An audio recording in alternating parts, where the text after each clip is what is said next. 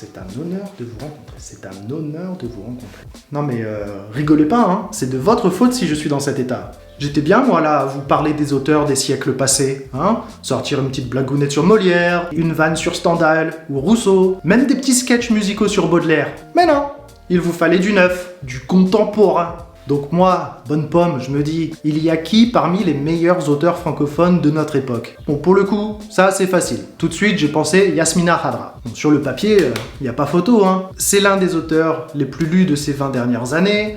Il est traduit en plus de 40 langues et c'est sans aucun doute l'écrivain que l'on lit le plus par chez moi. Un épisode sur Yasmina Khadra, c'est donc une évidence. Bon bah là, moi, qu'est-ce que je fais? Forcément, je lui envoie un message. Genre, bonjour monsieur Khadra, est-ce que ça vous embête si je fais une vidéo sur vous? Au mieux, il dit oui, au pire, il répond pas, mais au moins, j'aurais essayé. Sauf qu'il y avait une chose que je ne savais pas sur Yasmina Khadra, c'est un mec comme ça. Il a répondu, et en plus d'être d'accord, il a bien voulu que je l'interviewe.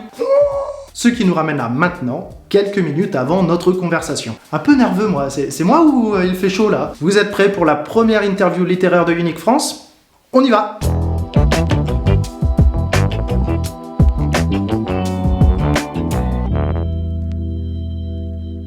Il me reste juste assez de temps pour vous présenter un petit peu Yasmina Khadra. Yasmina Khadra, de son vrai nom Mohamed Moulosseoul, est un écrivain algérien né en 1955. Il entre à l'école militaire à l'âge de 9 ans, écrit son premier recueil de nouvelles à 18 et aura une carrière militaire sur 36 ans, dont il prendra sa retraite avec le grade de commandant. De 1984 à aujourd'hui, il a écrit quelque chose comme 36 livres, dont certains ont été adaptés au cinéma, au théâtre ou à la BD. Il a reçu une liste de prix littéraires longue comme un jour sans pain dans de très nombreux pays. Mais ce qu'il y a de plus incroyable avec Yasmina Khadra, c'est... Ah, tiens. Ah, bah c'est l'heure de l'interview. À tout à l'heure. Bonjour monsieur Khadra. Bonjour. Ou monsieur Moulosseoul peut-être, vous préférez?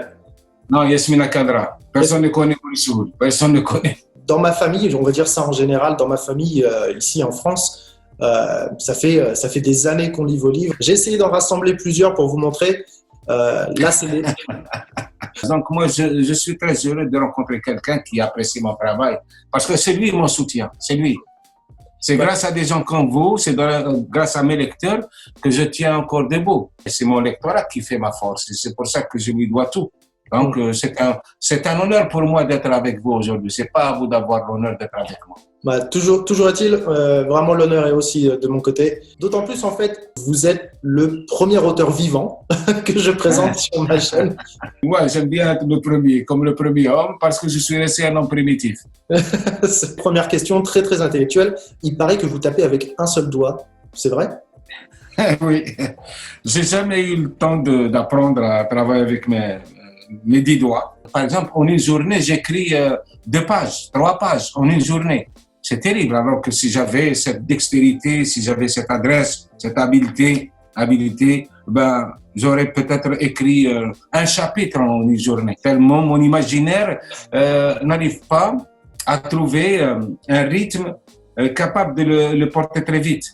Avec un doigt et encore un doigt qui est vraiment martyrisé, hein. Il est vraiment martyrisé, le doigt. Je crois qu'il est plus court que les autres doigts.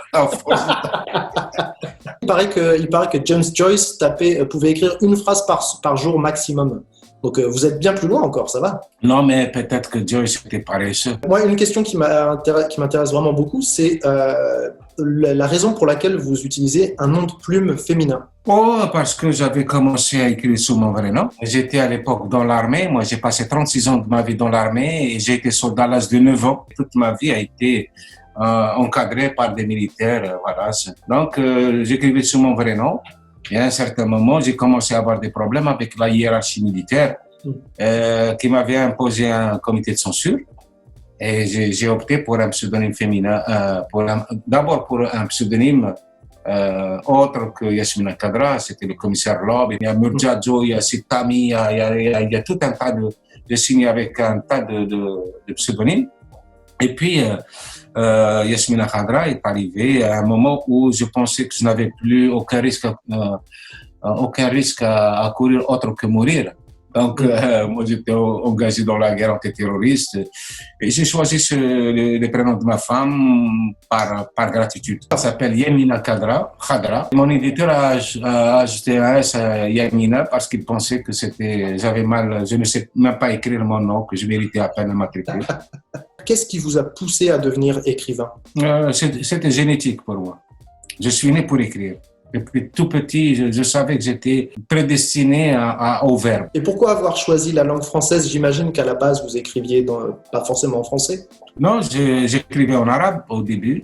La langue française ne m'intéressait pas du tout. D'ailleurs, j'étais nul en langue française. Mes professeurs d'arabe ne m'encourageaient pas. Et mon professeur de français, malgré la médiocrité des notes qu'il m'infligeait, il trouvait que j'avais un imaginaire qui se devait d'être accompagné, d'être porté par des accessoires fiables. Et les meilleurs accessoires pour l'imaginaire, c'est peut-être la langue. Et j'ai commencé à aimer ce professeur et par votre conséquence, j'ai fini par aimer sa langue. D'abord, quand j'écrivais en arabe, c'était pour la poésie.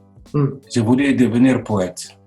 Et je pense que la plus belle langue pour la poésie, c'est la langue arabe. Et vous pouvez pas imaginer toute la force et la musicalité de cette langue quand il s'agit de poésie. Et je trouve que pour le roman, il n'y a pas mieux que la langue française. Parce que la langue française est une langue hospitalière. Elle peut traduire fidèlement n'importe quelle autre langue. Ce qui n'est pas le cas lorsque la langue française est traduite ailleurs.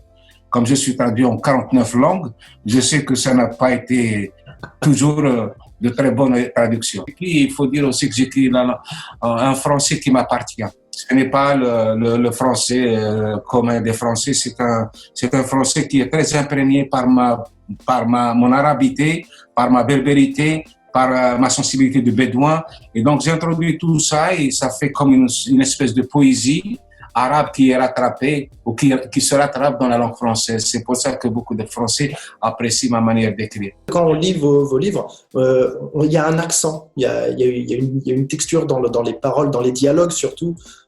C'est le choix du vocabulaire, mais même on le sent en fait. La structure est aussi...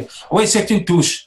Moi, j'ai cette chance de pouvoir créer pour chaque roman un style. Et vous prenez par exemple, même concernant la crise terroriste en Algérie, enfin la guerre terroriste, vous lisez Les Années du Seigneur et vous lisez À quoi rêvent les loups, mais c'est absolument aux antipodes l'un de l'autre, en parlant du style. J'ai toujours pensé qu'un écrivain, c'est un acteur. Et il faut qu'il sache interpréter tous les rôles. Et quand je veux raconter une histoire à travers le regard d'un paysan, il faut que le style soit celui d'un paysan. Et je ne fais que ce que nous recommande Joseph Kessel, apporter un coup de main du romancier. Voilà, je ne fais qu'apporter le coup de main. Je donne un coup de main à mon personnage pour mieux s'exprimer. Vous avez des livres qui se passent aussi bien en Algérie, en Irak, en Afghanistan. Je ne l'ai pas lu, mais vous en avez un à Cuba aussi, il me semble. Oui. Bref, vous avez des cultures très différentes et pourtant à chaque fois il y a la même sensation, comme si on y était en fait. Il n'y a pas un livre où on est plus plongé que dans le monde en fait du livre que les autres. Oui, parce que je suis quelqu'un qui est très fasciné par le facteur humain et je m'intéresse beaucoup aux autres, c'est tout.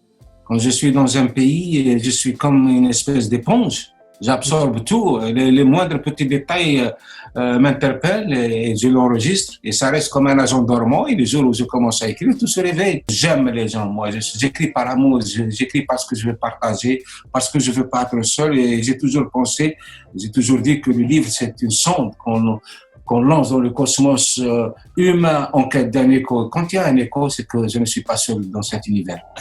Le dernier livre que j'ai lu de vous, c'est À quoi rêvent les loups. Je dois vous dire, je l'ai absolument adoré. Je suis rentré dedans directement. Et quelque chose m'est venu à l'esprit à la fin du livre. Ça se passe donc en Algérie, au moment où vous-même vous étiez dans l'armée. Vous parlez donc d'un jeune homme et son chemin vers le terrorisme en quelque sorte. Et vous le faites avec énormément de compassion. Ça se ressent en fait.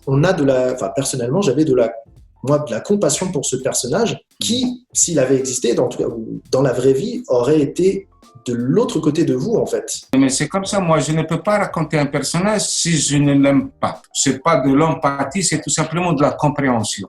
Et je pars du principe que tous les êtres humains sont capables du meilleur et du pire. Et avant de sombrer dans le pire, ils ont certainement été dans le meilleur. Qu'est-ce qu'un terroriste? C'est un citoyen qui aurait pu être un excellent voisin, un ami, quelqu'un de très fraternel. Et puis un jour, il est emporté par une crue et il devient une espèce d'outil. Il cesse d'être un être humain, il se transforme en outil complètement chosifié. Et là, il n'est plus maître de son destin. Il n'est que la marionnette qui fait ce qu'on essaie de lui faire faire. Je connais beaucoup de terroristes. D'ailleurs, j'avais dans mon quartier quelque chose c'est un personnage qui m'a frappé comme c'est pas possible. C'était un garçon de 14 ans. Il avait le cœur sur la main. C'est-à-dire, tout ce qu'il faisait, à chaque fois qu'il entendait dire qu'il y a un déménagement, où il y avait une vieille personne qui était malade, où il y avait quelqu'un qui avait besoin d'aide, il était là le premier. Il faisait les emplettes pour les personnes impotentes. C'était la gentillesse incarnée. Et puis un jour, il disparaît. Il habitait avec moi dans le même bloc HLM. Et il avait disparu pendant des années. Je ne le voyais plus, mais ça ne m'impressionnait pas, ça ne m'intriguait pas. Beaucoup de gens venaient, puis j'étais occupé ailleurs, donc je ne pouvais pas faire attention à tout. Et un jour, la police est venue frapper à la porte de ses parents pour lui dire, pour les inviter à les rejoindre à la mort afin d'identifier le corps d'un terroriste. Et c'était ce petit garçon. Moi, j'ai jamais pensé qu'une merveille pareille pouvait sombrer dans l'ignominie, dans la laideur la plus absolue. Mais ça arrive, c'est ça l'être humain. Il est fragile, vous savez. Faut pas croire que la méchanceté est uniquement du côté de ceux qui ont choisi la violence. Il y a des gens qui sont bien installés, confortablement installés dans leur aura et ils n'arrêtent pas de faire du mal. Vous pouvez trouver des écrivains tout le temps en train de calomnier les autres, des journalistes en train de détruire, de défigurer l'image d'une noblesse et ainsi de suite. Donc la méchanceté, elle est partout. Quelquefois, elle se traduit par une violence physique. Quelquefois, elle demeure sournoise. Tout ce qui est violence, pour moi, relève du diable. Ça ne relève pas du Seigneur. C'est ma conviction la plus profonde. La méchanceté, c'est le mal et la bonté, c'est justement ce qu'attend de nous la nature et pour les croyants, ce qu'attend de nous Dieu. Je voulais vous poser quelques questions sur peut-être vos inspirations. Quels sont les auteurs, les poètes qui vous ont le plus inspiré? Oui, les poètes, c'est surtout des poètes arabes qui m'ont le plus inspiré. La rencontre avec la poésie abbasside, ça a été pour moi la révélation, une révélation cosmique. Mais j'ai aussi aimé des auteurs français, parce que je lisais en français, Rimbaud, j'ai beaucoup aimé Victor Hugo, j'aime beaucoup la poésie. Pour la littérature, c'est surtout la littérature russe qui m'a le plus fasciné. Oui, russe. J'adore la littérature russe.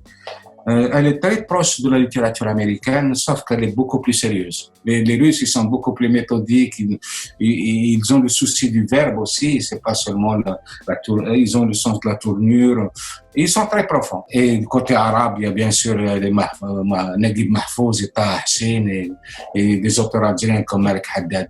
Et aujourd'hui, j'aime beaucoup Amin Maalouf.